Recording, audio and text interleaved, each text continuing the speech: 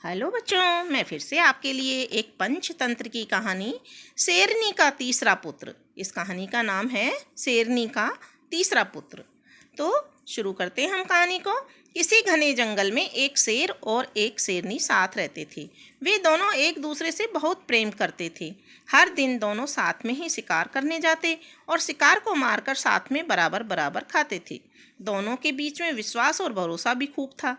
कुछ समय के बाद ही शेर और शेरनी दो पुत्रों के माता पिता भी बन गए। जब शेरनी ने बच्चों को जन्म दिया तो शेर ने उससे कहा, अब से तुम शिकार पर मत जाना, घर पर रहकर खुद की और बच्चों की देखभाल करना। मैं अकेले ही हम सब के लिए शिकार लेकर आऊँगा। शेरनी ने भी शेर की बात मान ली और उस दिन से शेर अकेले ही शिकार के लिए जाने लगा। वहीं शेरनी घर पर रहती और बच्चों की देखभाल करती। बदकिस्मती से एक दिन शेर को कोई भी शिकार नहीं मिला। थक हार कर जब वह खाली हाथ घर की तरफ जा रहा था तो उसे रास्ते में एक लोमड़ी का बच्चा अकेले घूमता हुआ दिखाई दिया। उसने सोचा, आज उसके पास शेरनी और बच्चों के लिए कोई भोजन नहीं है तो वह इस लोमड़ी के बच्चे को ही अपना शिकार बनाएगा। शेर ने लोमड़ी का बच्चा पकड़ा, लेकिन वह बहुत छोटा था, जिस वजह से वह उसे मार नहीं सका। वह उसे जिंदा ही पकड़कर घर लेकर चला गया। शेरनी के पास पहुंचकर उसने बताया कि आज उसे एक भी शिकार नहीं मिला। रास्ते में उसे यह लोमड़ी का बच्चा दिखाई दिया तो वह उसे ही मारकर खा जाए। शेर की बात सुनकर शेरनी ने कहा, जब तुम इस बच्चे को नहीं मार पाए तो मैं कैसे इसे मार सकती हूँ। मैं इसे नहीं खा सकती। इसे भी मैं अपने दोनों बच्चों की तरह पाल पोस कर बड़ा करूँगी और अब से यह हमारा तीसरा पुत्र होगा। उसी दिन से शेरनी और शेर लोमड़ी के बेटे को भी अपने पुत्रों की तरह प्यार करने लगे। वह भी शेर के परिवार के साथ बहुत खुश था। उन्हीं के साथ खेलता कूदता और बड़ा होने लगा। तीनों ही बच्चों को लगता था कि वे सारे ही शेर हैं।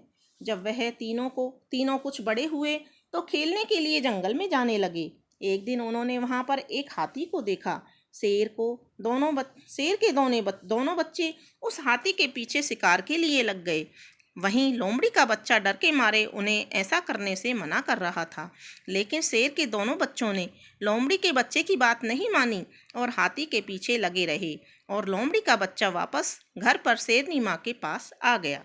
कुछ देर बाद जब शेरनी के दोनों बच्चे भी वापस आए तो उन्होंने जंगल वाली बात अपनी माँ को बताई।